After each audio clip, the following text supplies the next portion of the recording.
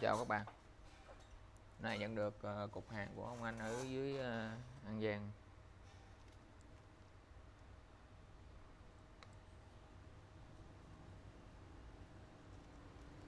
Gửi lên cây 5S. Ủa 5SE như không là màn hình hay bữa nói quên rồi, để khui ra nha. Đây là mình làm quay trực tiếp, thứ nhất để cho ảnh coi luôn, thứ hai là cho các bạn coi luôn nha. Không có chỉnh sửa vậy, mình quay hai góc máy, mình quay trực tiếp luôn, quay xong mình post luôn.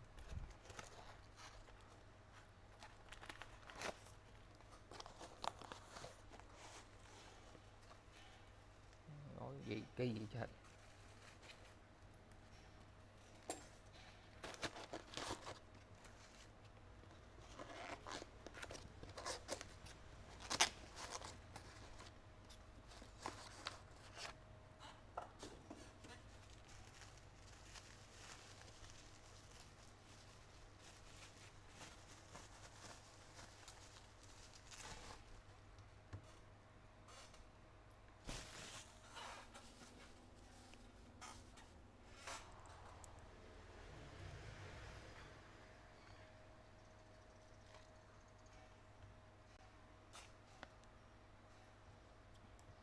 Đây, SE.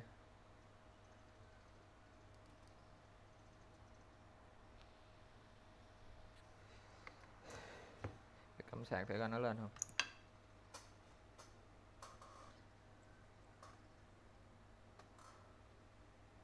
Máy em cô ra là bể cường lực có ngay góc này anh. Nó quay được tiếp cho em coi luôn nè, bể ngay góc rồi nè. Đó, đừng sao nói sao nhận người em làm bể cường lực nha. Đây bể cái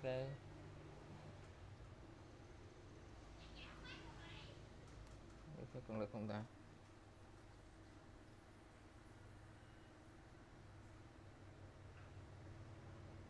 Cường lực,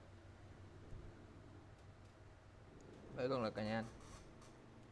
Để tí em thay cho anh cái cường lực mới. Đây bể cường lực rồi nha.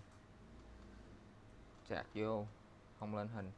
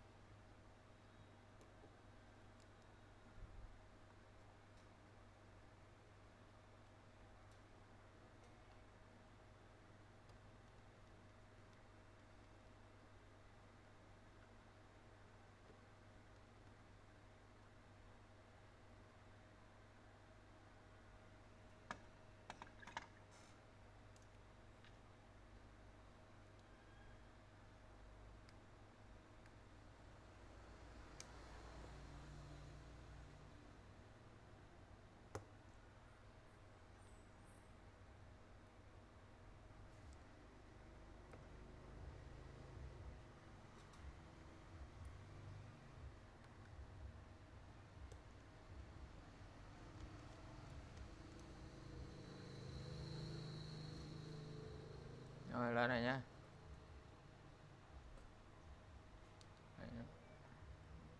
Lên nó tắt, thử sạc vô coi không biết nó hết pin hay gì đó.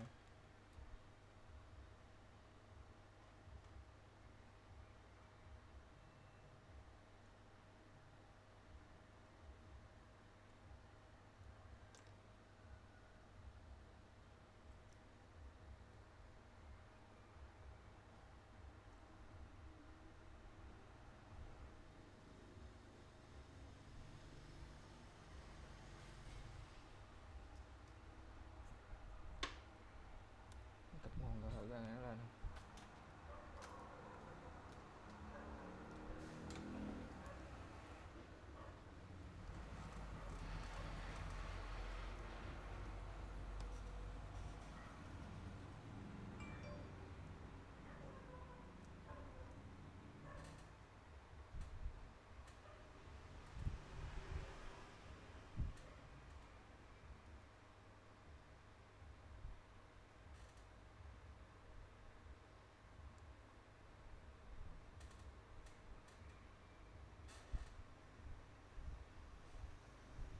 Nguồn hay còn lên.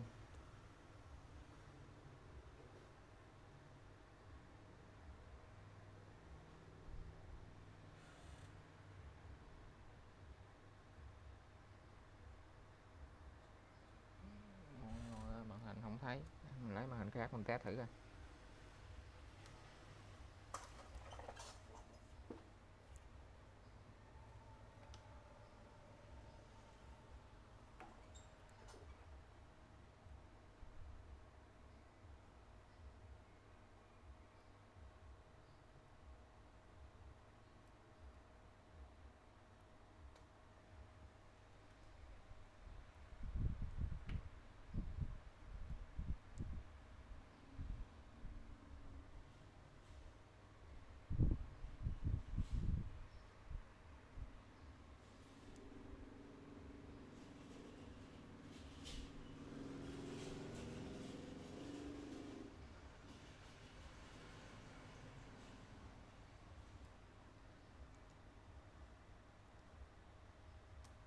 Không lên luôn, thử cái màn khác rồi.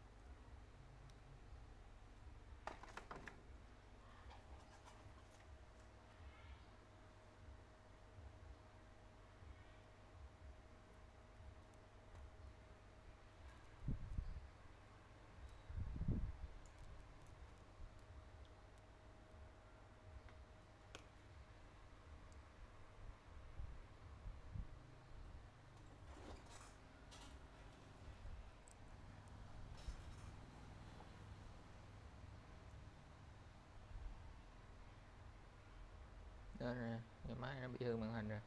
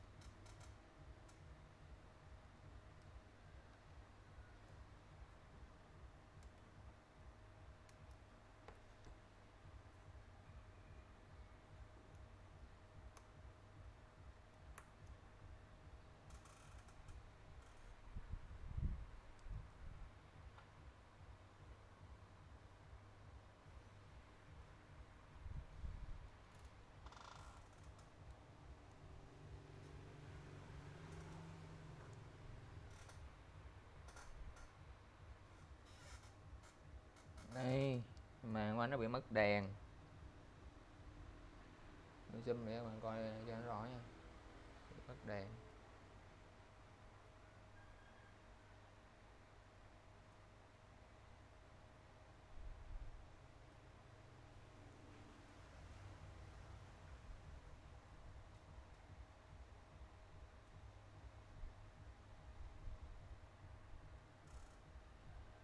Bây giờ thấy giấy táo mờ, thấy không ta?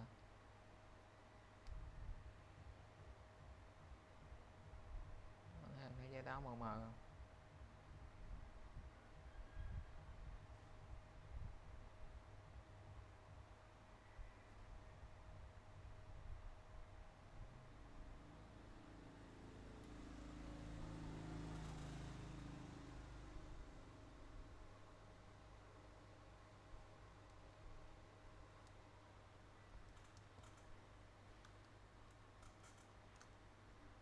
Nó bị đứt cái dây đèn ở trên màn hình rồi.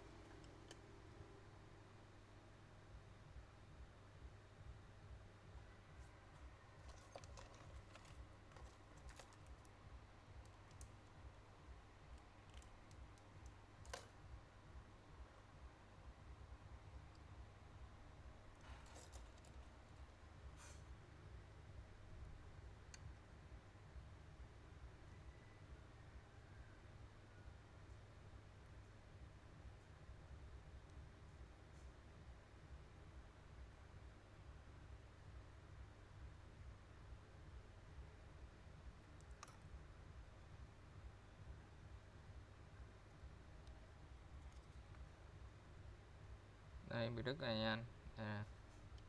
Cho anh coi rõ luôn nè.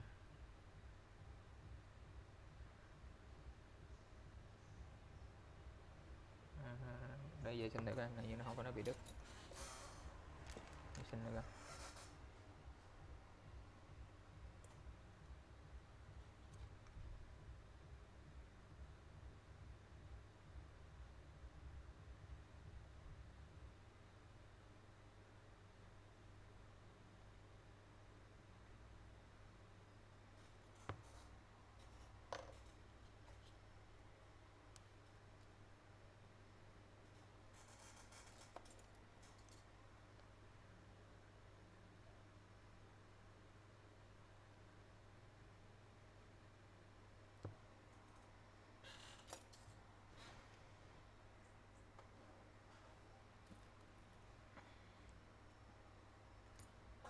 Mình tháo cái màn ra cho dễ làm.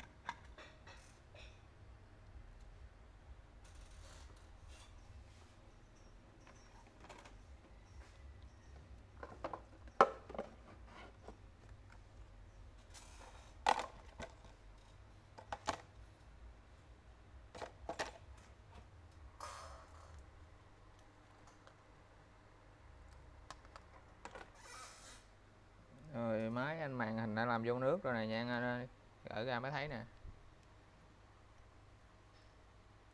nước không nè, đó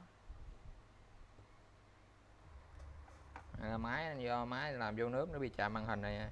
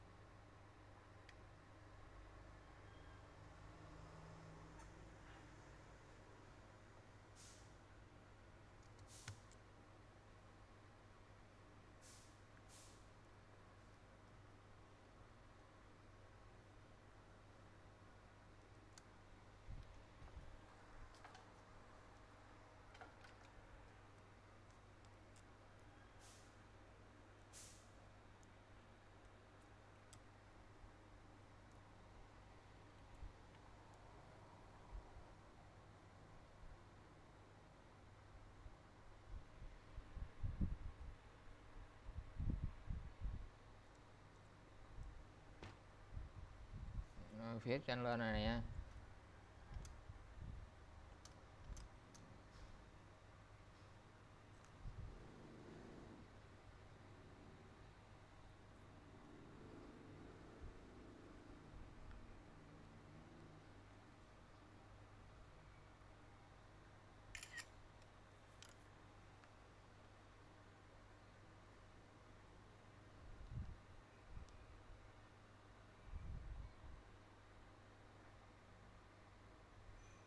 Quăng lên này nha.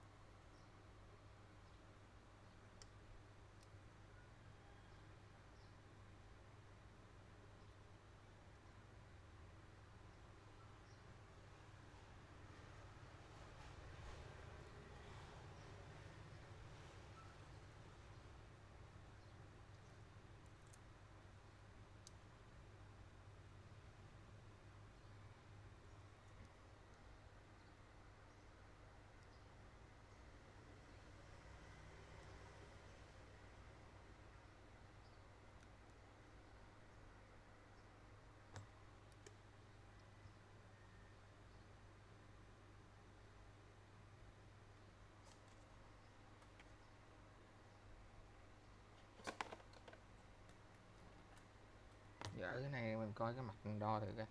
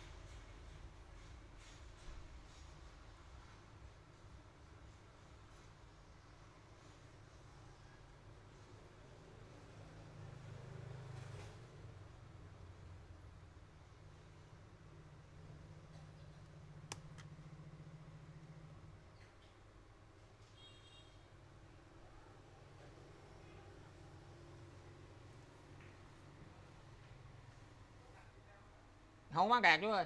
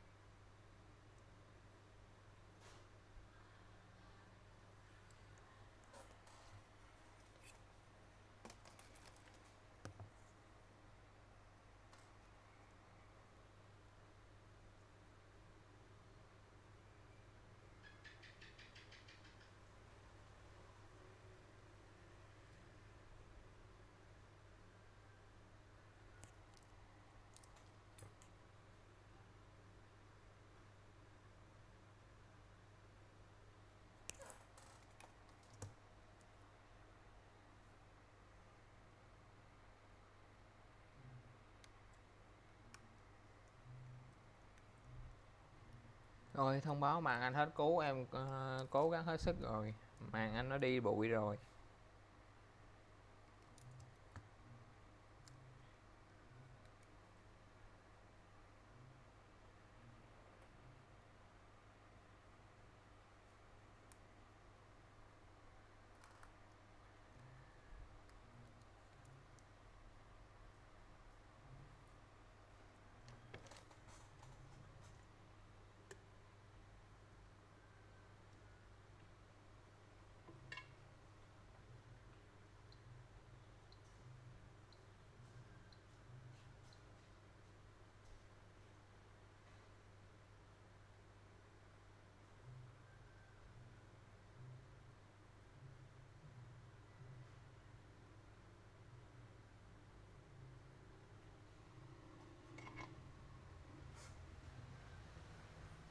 Màn khác vô nó lên bình thường.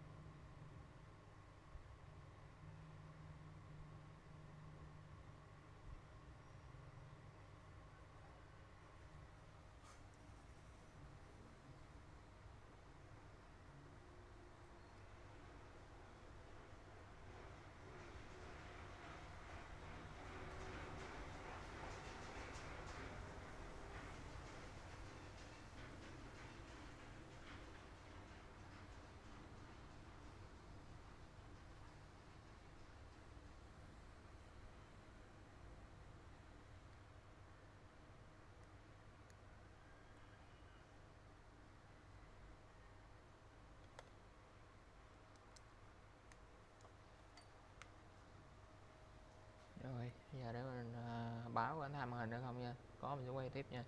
Rồi chào tạm biệt các bạn, hẹn gặp lại các bạn ở những video clip tiếp theo. Nhớ đăng ký kênh và like và share ủng hộ mình để ra những video tiếp theo nha. Xin chào các bạn.